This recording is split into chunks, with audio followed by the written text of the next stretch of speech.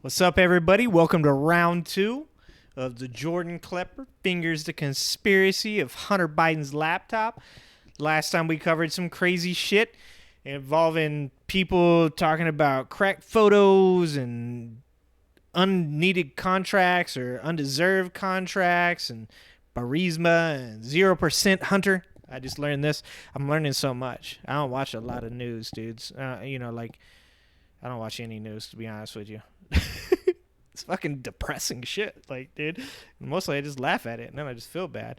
So anyways, here we are, round two. Hope you guys are ready for this. Hope you guys watched the first video so we know what the hell we're talking about. This is where we left off last time.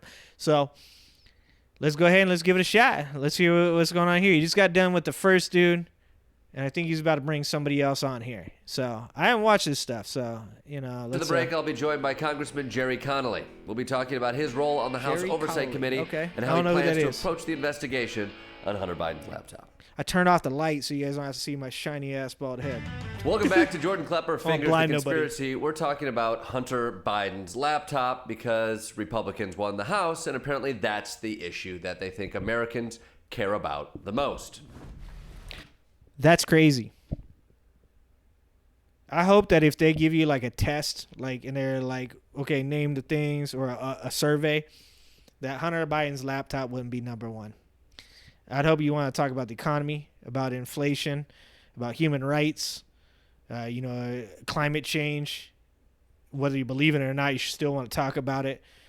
People in Florida, you guys should care. When the ocean come up, you guys are all going to be underwater. Find it ironic that the people in Florida are the least likely to want to talk about it or believe in it. That's you doing some disassociation shit there. Like, it's all good. Nothing's happening. To be clear, Joe Biden is the big guy. This evidence raises troubling questions about whether President Biden is a national security risk and about whether he is compromised by foreign government. Okay. What's this guy's name? Comer? James Comer? Comer? I'm going to church it up. James Comer. I wonder if he was a Trump supporter, because you want to talk about a national security risk. How about taking home some shit you weren't supposed to take home? Like, dude, that was all bad. You should watch my video on that one. That was James Comer, the incoming chairman of the House Oversight Committee, announcing the upcoming investigation into Hunter Biden and the laptop. For those of you who think government committee hearings are dry and sterile, I have one word for you: Benghazi. You can bet all your crypto that House Republicans will use the Hunter Biden hearings to make it seem like an explosive scandal worthy of impeachment. So we're going to talk to a Democrat who sits on that committee right now to see what that's going to be like. How fun. Congressman Jerry Connolly of Virginia, thanks for joining the podcast. My pleasure, Jordan. So, Congressman, that suit looks too big for you, Jerry. You look like a really little dude in a really big suit. a guarantee that these hearings are going to get coverage in the mainstream media, which means there's going to be a lot of baseless allegations coming from Republicans that will be aired on news channels. And there's only so much fact-checking that journalists can do. Do you see your role on this committee as part fact-checker? Oh, yeah. We've been through this before. And I think it's really important to put it in context, right? So when the Republicans were in the majority last time and we had a Democrat in the White House, President Obama, for 6 years they breathlessly presented, and the media, unfortunately, was complicit in giving them exactly what they wanted: headlines, endless, breathless stories, Hillary Clinton's emails. You mentioned Benghazi, Lois Lerner and the IRS. Fast and Furious. Oh, the Fast and Obamacare. Which Fast and Furious was that? Just asking. Funding solar energy, and the great scandal of the waste of all of that. Who paid for the Jewish space lasers? That's what I want to fucking know. Jewish space lasers. How much? How much do they cost, and can I get one? I'm asking for a friend. Not one of those so-called investigations led to anything. Yeah, never do. They never fucking do. Not a trial. I mean, it was all, sound and fury. Okay, but when Trump was president, like 80 of his fucking people got like arrested for like a myriad amount of shit. Like, he's the only president I know of. Is a solid conspiracy theory. Only president I know of that has ever had like that many people arrested ever. Like, can somebody fact check that for me and help me out? I'll do it later, but it does seem like he's the only president that has ever had that many people get arrested for like just like all kinds of stuff. And then like people still getting arrested afterwards and getting sued. Didn't his like foundation, the dude, the CEO, just go to jail, or he was found guilty of some shit? Yeah. That's the only time. Seems ironic. All done for one purpose: to undermine two political figures, President Obama and Hillary Clinton. And unfortunately, the mainstream media, as you point out, doesn't spend much time doing fact checking itself. That's concerning. People like me, Congressman, they assert, they allege, and I'm thinking, well, even framing a question that way gives it credence when there may be none. The supposition behind that question is completely false, based on either fabrication, distortion, insinuation, or no facts whatsoever. And that doesn't seem to matter. And so it kind of puts us at a disadvantage when we even get asked those questions. That doesn't seem to matter. It's not unfair to ask them, but it sure would be nice if the media took a little responsibility now and then, instead of absolving itself and allowing the insinuation that there's something to this. So, I mean, dude, the media sucks. Come on, guys, can't we all like kind of get along on that one thing? Look, I said this the other day on the internet, ironically, but before the internet existed, we all disagreed, but we didn't know it. Like, that's real shit. You used to get together with the people that you disagree with, and you would just like, you understood that you disagreed, and you're cool with the fact that they didn't believe everything that you believed. I mean, that's got to be true about 99% of the people you know. Our media is terrible. We should all be able to agree that for-profit media is bad because it's entertainment. It's the WWE of news. It's just for entertainment. It's real light. Truth light. Think about it. We could all still be friends. You know what's coming.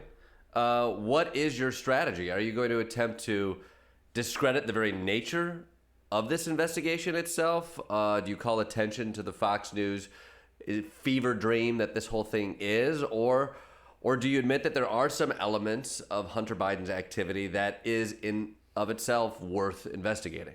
I'm certainly not in advance going to concede anything they're asserting is worth investigating. And I am going to spend a lot of time talking about what should be investigated that they don't want to talk about. For example, in the same press conference where you cited, James Comer said, well, why don't we just stick with Hunter Biden? That's what I want. That's really what I want to focus on. My last question is, what are the grounds? If we can keep it about Hunter Biden, this is kind of a big deal, we think. If we can keep it about Hunter Biden, that would be great. He admitted he didn't want to focus on the fact that illegally, President Trump has kept classified documents in Mar-a-Lago against the law and lied about it, and is being investigated as we speak for criminal behavior with respect to that. Well, I thought you wanted. Now, the one thing I have to say though is I don't see why both these people can't get investigated. I don't see why all these motherfuckers don't get investigated.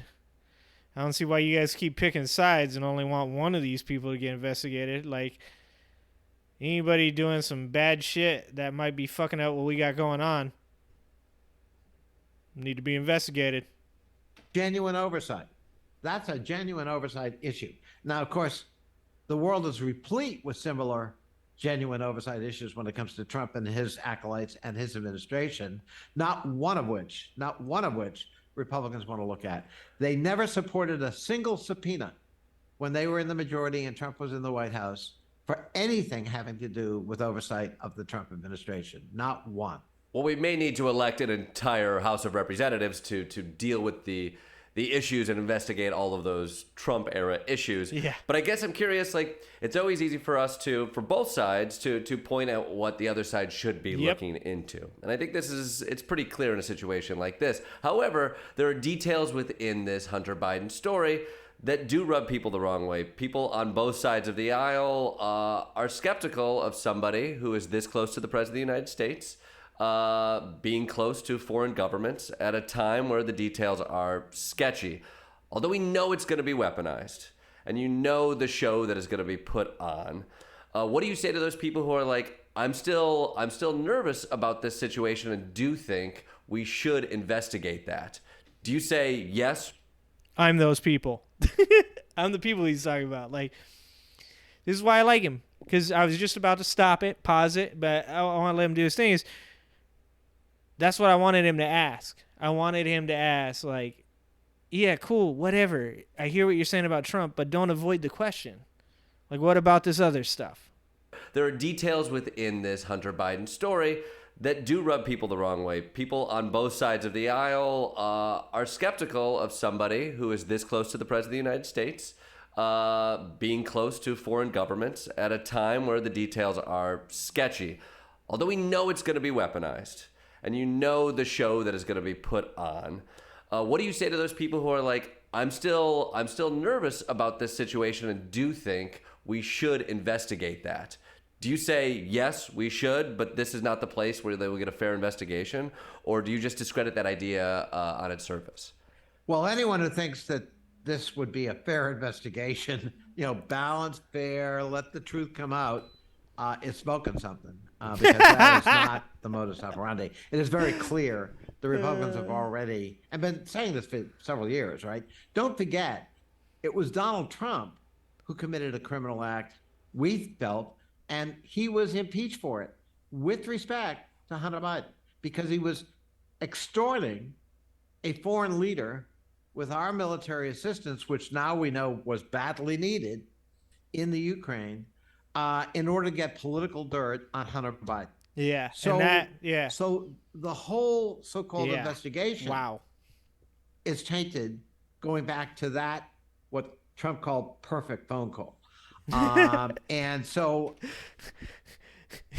why is everything always perfect? It was a perfect phone call. It was a beautiful phone call. It was probably the best phone call. Like, the best phone call, really? Like, what are we judging that on? I'm not going to provide any legitimacy to that line of inquiry unless something. And so here's the problem, in my opinion. My opinion is this. So he's saying there is no such thing as a fair trial in this instance, right? So if we can't have a trial where one side puts the other side on on trial because we think that they'll unfairly find them guilty of whatever they choose to feel them guilty because they're just looking for a leg up on the competition. But then we can't also trust them to put themselves on trial, obviously. Then who do we go to? And you can't even say, like, let's go third party. Let's pull out a third party, because now you start to wonder, like, who's lining whose pockets? Who paid for this? This is, once again, it's a conundrum. It is something that really needs to be looked into, and there's some really intelligent people out there. Someone's got to be able to find a workable solution for this, because what's going on right now is not going to work. Foreign leader with our military assistance, which now we know was badly needed in the Ukraine, in order to get political dirt on Hunter Biden. So the whole so-called investigation is tainted, going back to that, what Trump called perfect phone call. And so I'm not going to provide any legitimacy to that line of inquiry unless something is presented to me that would qualify for, all right, that's troubling, we got to look at it. So I'm not going to concede that at all in advance.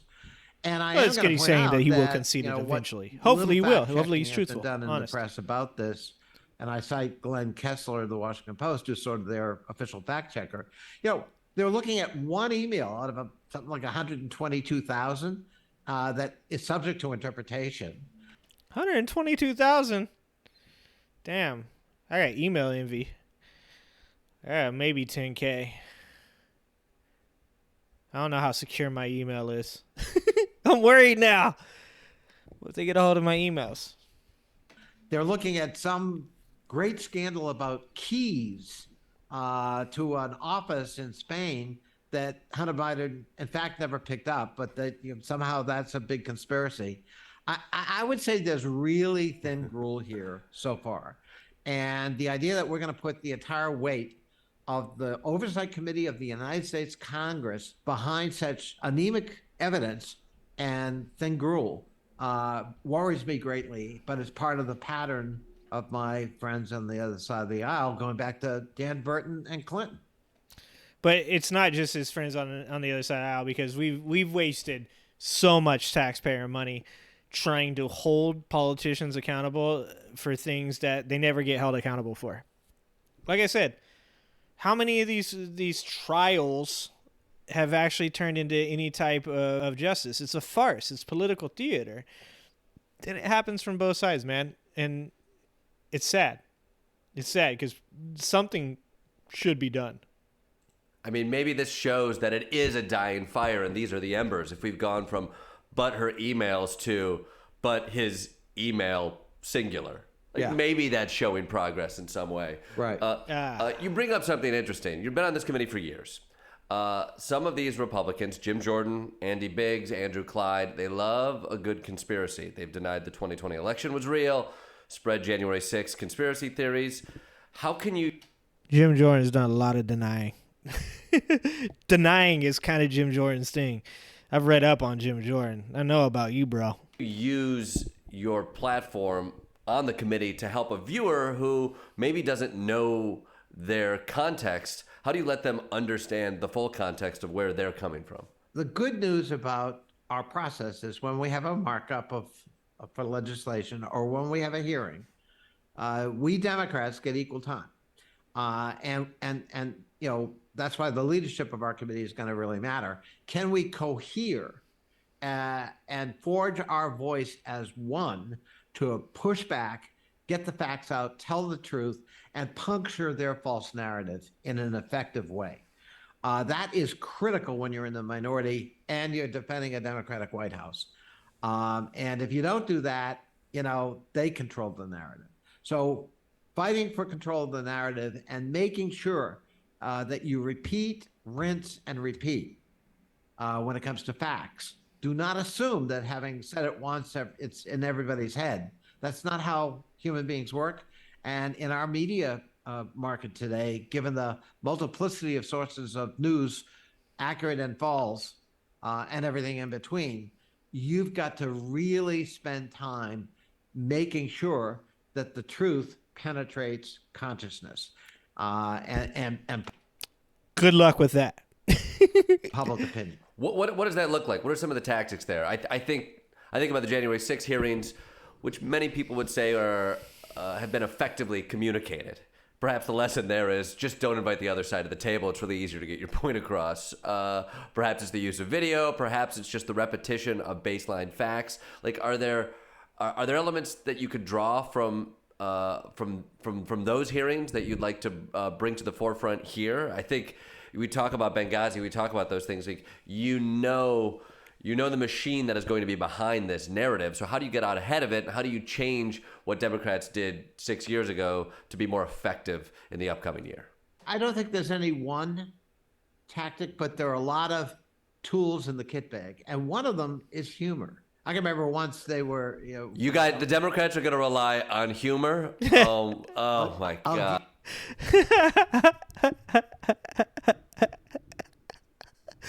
Oh, shit. Oh, I love that reaction, dude. That was amazing. Oh, dude. Jordan Klepper is a fucking national treasure, man. He is a national treasure. I don't think there's any one that's tactic, but there are a lot of tools in the kit bag, and one of them is humor. I can remember once they were, The Democrats are going to rely on humor. Oh my God! What are we doing, Congressman?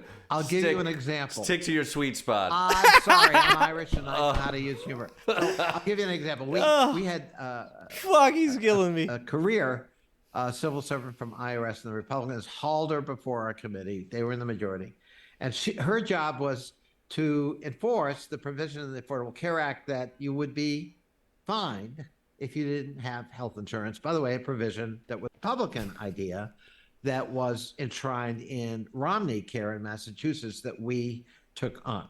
But at any rate, they just excoriated her. And, I was getting agitated, waiting my turn. And I thought, this is another bit of which I'm going to say that. And then I thought, that's not the effective way of making the point.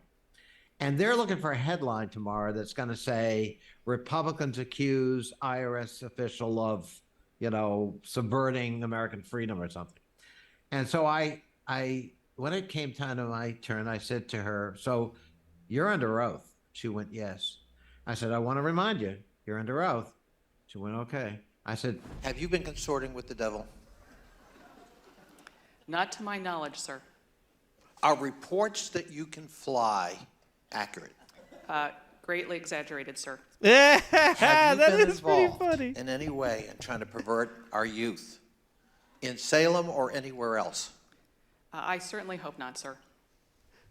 You sure? Yes, sir. the looks. I don't know. It's kind of funny. But she was funnier than he was because she played along. That was bad. She's a badass. That was awesome. The reports were greatly exaggerated. On their faces, like, what is, oh my God. And because people were now laughing. Well, the next day, the headline, instead of the one the Republicans wanted, was IRS official denies consorting with devil.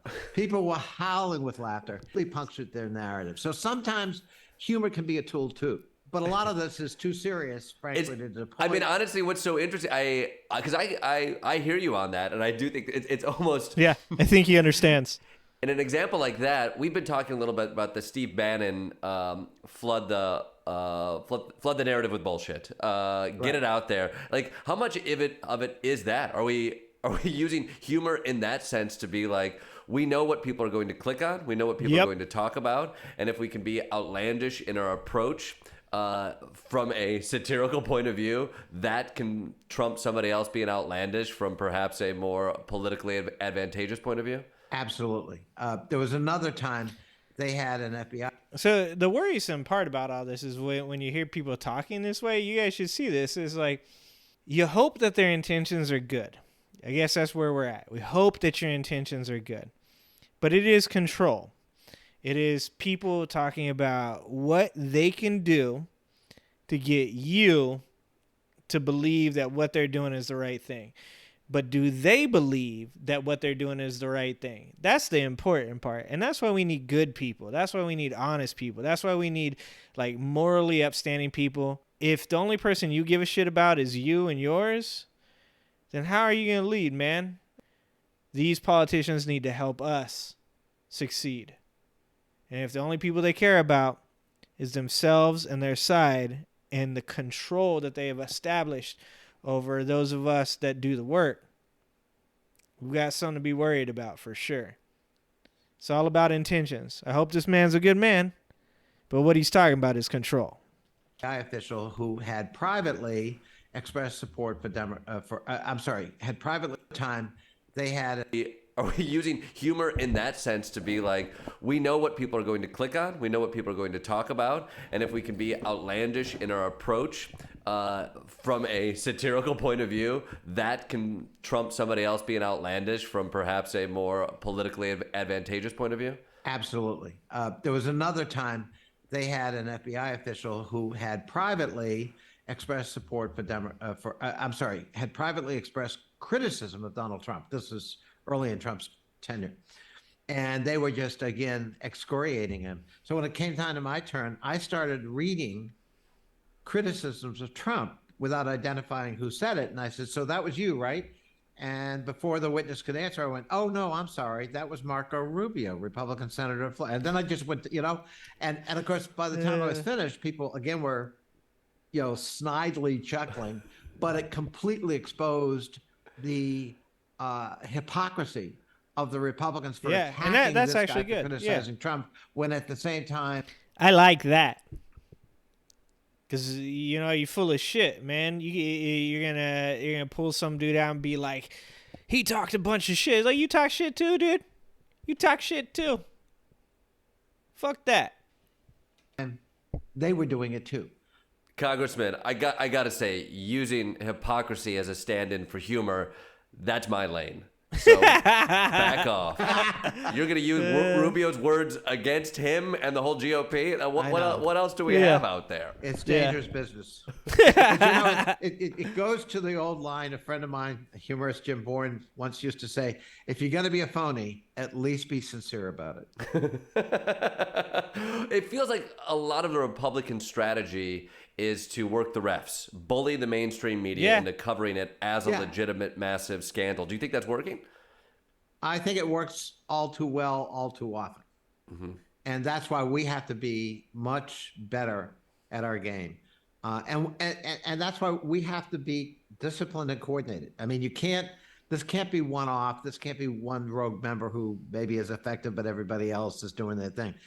And that's why, in the minority, especially, our committee is going to have to be organized, strategic, and, as I said, disciplined, both in messaging and in the attack of their narrative. What's the best way to do that, to get the truth to the American people and through the media? Have you thought about starting an improv group? If you're going to utilize both humor and teamwork with a coherent message, perhaps some sort of yes and exercise, some trust falls. I know a lot of out-of-work people in Chicago right now who could come get on a plane and teach you guys some basics of improv to save democracy. I have enjoyed improv in Chicago myself for many years. Wow. And it can be very useful. But all right. It's not a substitute, though, for disciplined narrative, disciplined lines of questioning, and taking the fight to the other side when they are propounding fabricated narratives, when they are distorting facts, peddling conspiracy theories that are without foundation, and sometimes just flat out making it up. They don't have a compunction about that. We do, which is sometimes to our disadvantage, although I'd rather be where we are than they are. But that means we've got to be doubly more effective in puncturing what they're doing. And that's true. It does seem as though the conservative base is more apt to believe the bullshit of the Marjorie Taylor Greens. I made that joke about Jewish space lasers. That's from Marjorie Taylor Greene. Marjorie been lifting. There is some characters on the right side of the aisle, like the far right side of the aisle, like past the cheap seats, way the fuck out in right field, that it almost seems like you can't believe that anybody would believe the bullshit they're saying. But there's tons of people that do. Millions, apparently. I know some people that are intelligent people that had voted for Trump, and when they spoke to me about why they voted for him, they had some pretty coherent reasons as to why. Because all I want to know is, I want to know that you're thinking. I want to know that you chose to do something because you put thought into it. So if I ask you, well, why do you think Trump is a good leader? I give you my reasons for why I don't think he's a good leader, or a good reader either, a good leader. And then you can come to me and say, well, I think this, and this, and this, I believe this because of this. I can get with that. I can feel that. But I watch the Lauren Boeberts and the Matt Getzes and the Marjorie Taylor Greenes of the world, who literally make fun of each other for the bullshit that they do. And I can't believe that people are voting for those people. That's insane to me. That's fucking incredible to me. So. Well, Congressman, you sound like my parents. Improv, although valid, is no substitute for real hard work and fact checking. I get it. I should be a doctor or an architect. I think we can both agree if the fate of our democracy lies on improv, we might be in a bad place. I'm curious, do you think House Republicans are planning on using this investigation as a basis to impeach President Biden? I mean, there's a crowd of them that's already decided that's what they want to do. I think Marjorie Taylor Greene. They would have trouble right now selling that to enough people in their own caucus to have the votes, frankly. There is a dwindling group of more common sense Republicans and moderate Republicans who are very uneasy about the hard ideological tilt of the Freedom Caucus and their acolytes, and would like to find a way to reassert themselves and what they believe is what's going to be necessary if the Republicans are really ever going to be successful again in American political life in terms of a real serious working majority. I think that there are some built-in brakes on that. And what I predict is that the Republicans on our committee will do what they always do, which is overreach, right? And when they do that, they lose public support and they lose credibility. And in this particular case, they're likely to alienate some of those more moderate members of their caucus, albeit in dwindling numbers, they need to get to 218. Do you think that? You really think they will alienate? It feels like there's rarely any pushback or political repercussions for appearing hawkish and overstepping. Yes, but you asked about impeachment. Impeachment is a different matter. And you do think that is a line for most Americans? You think they will see that just as a craven, partisan overreach? Yeah. I don't think anybody in America, well, let me with, I simply don't think that's a majority opinion at all, not even close, that there's something unseemly about Joe Biden that desperately needs to be investigated. And we just had a midterm election. They tried out that theme. It didn't work. Yep. You know, Americans did not. It's actually a really good point. It almost seemed like it backfired. Because what I was just saying about MTG and Boebert and those guys, a lot of us are turned off by that. Like, you know, I have liberal values and I have conservative values. I'm an independent. I believe I'm what I call apolitical. I vote for who I think has good moral values. Let's say you're a pro-life person, but you also understand that in your personal life, it's your decision to make and you are pro-life. Therefore, when it comes to creating laws, you choose to allow people to be pro-choice if that is their choice. That's what I'm looking for, right? Because I think that that's morally a good person, a person that understands that you may be incorrect about your reasoning for why you believe something. Therefore, you must leave open the choice to decide because your choice is your choice. I think that what people thought or what politicians thought was there's enough hardline people out there that want to make other people live the exact same life that they do, that they could kind of push that rhetoric. And it didn't work. It didn't work. There was no red wave. There wasn't even a red trickle. It was pretty goddamn sad was what it was. Super sad. Not vote to have, hard line accountability for Joe Biden because he's getting away with stuff. And that's why we need a Republican majority. They barely got a majority. They didn't get one in the U.S. Senate. They lost governor seats net. They lost legislative seats net. Mm-hmm. And they barely won the House. So I hardly think that's a mandate to go at it. And that says something about, I'm not saying that Americans don't want accountability. They're not persuaded that Joe Biden has done anything that merits. And that's one of the things, like, I want to know what has Joe Biden done? Because I'm not a fan of Joe Biden. I think I'm not a fan of electing 80-plus-year-old fucking dudes to be our president. I wanted Andrew Yang, a bunch of assholes, okay? Trying to get my $1,000. I'm just kidding. But if you want to give me $1,000, Andrew, I'm here. Give me my address. We'll make it happen.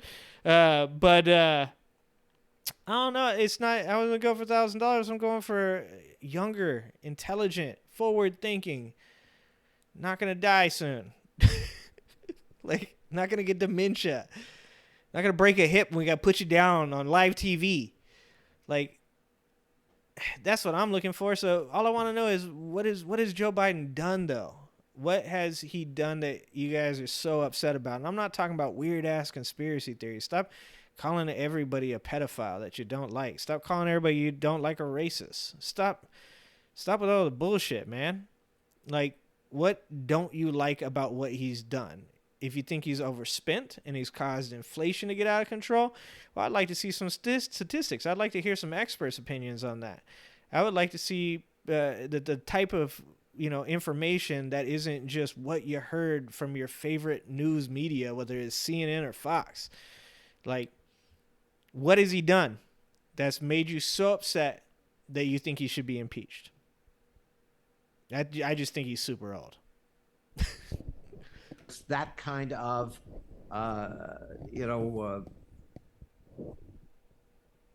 witch hunt. Congressman, are you optimistic going into this next year that the American public will be able to sift through and see through the BS?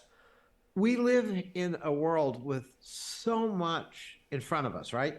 We don't live anymore in a world where, I get my news in the evening broadcast for 30 minutes on one of three choices. Those days are long gone, right? So there's this fog of news. And those three choices were pretty homogenized. Like, now it's like real distinct. It's like, oh, you want to believe this? Here's your channel. You want to believe this? Here's your channel. I don't know. Is there a place for people to go to just get fact-based evidence? Fact-based news. If you know of it, let me know. I'll check it out. I want to go somewhere. I know people would say shit like that, and they're like, Alex Jones. I don't need to know if the frogs are gay, dude. That's not what I'm looking for. I don't want to hear about crisis actors or serpent people or the fact that Obama smells like sulfur. Like, why are you sniffing Obama, bro? But if it's out there, let me know. But those three news channels that he's talking about, very homogenized back in the day. You could go to all three of them, and they're very much alike. All of them saying practically the same shit. We live in a world with so much in front of us, right? We don't live anymore in a world where, I get my news in the evening broadcast for 30 minutes on one of three choices. Those days are long gone, right? So there's this fog of news and data being presented to me and opinion, and I'm somehow expected to separate the truth from the non-truth, or the half-truth and the facts from the fiction. So that's why it's so important we do our jobs and do them well, that we help the American listener, viewer, voter separate what's true from what is not true. And that's, as I said, why I think our committee is going to be on the front line of this struggle. And it's a struggle as much for the truth as it is for political advantage or it should be more for truth. Just wanted to say that. It should be more. The most important thing should be for truth. Fuck your political advantage. Partisan gain. Well, Congressman Jerry Connolly, thank you so much for joining the podcast. And my pleasure. Let me know if you need any punch-ups on jokes. I work for cheap, and I'd like to help this democracy. I'll come back to you on improv. Thank you. After the break, we're going to...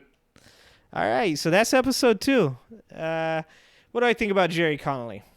I say he's well-spoken. Obviously an intelligent person. Morally, I've seen the dude for 20 minutes, so I don't know where he's at with that. He said some things that concern me in the area of how people are looked at and the need to control people.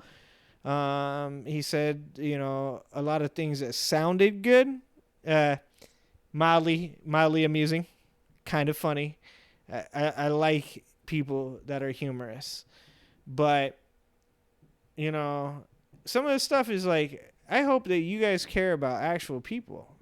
I hope that people matter, not political gain matters. That's the one thing on the end there that's sticking with me, is talking about the truth and political gain. It's truth that matters, man. The only way we're getting out of this is if you guys actually start telling the truth and stop worrying about your job. Like, I hope that Americans as a whole can band together and recognize that we're one people. And if we help each other out, if we really put forth our best efforts to make each other successful, that we'll all benefit. A rising tide lifts all boats. Interesting stuff. Hearing that, for the trial, like, they don't feel comfortable doing anything to do with Hunter Biden because they don't think they're going to get a fair trial. I also don't think investigating yourself is acceptable. So what is it? What's the answers, guys? What is it? Tell me in the comments. Like and subscribe. We will have another episode. I believe there will only be 3. And I hope you guys are enjoying this. I'm enjoying this. I like to be educated, man. I'm not from a background that allowed me to be educated. I grew up in a trailer park. I grew up really, really poor. So this is good for me. I'm glad that the internet exists. This is the good side of it. I'm glad that YouTube exists. I'm glad that you guys exist. The final thing I will say is this. When it comes to conspiracy theory and when it comes to somebody like Hunter Biden, just remember, man, anybody can say anything about anybody. I could say something about you, not even know you, just make up some shit. But what really matters is the truth. And if all we're concerned about is winning and not concerned about the truth, then we're losing. Thanks, guys. Have a good night. See you next Sunday. Not see you next Tuesday. See you next Sunday. And I hope you guys are enjoying this. Have a good one.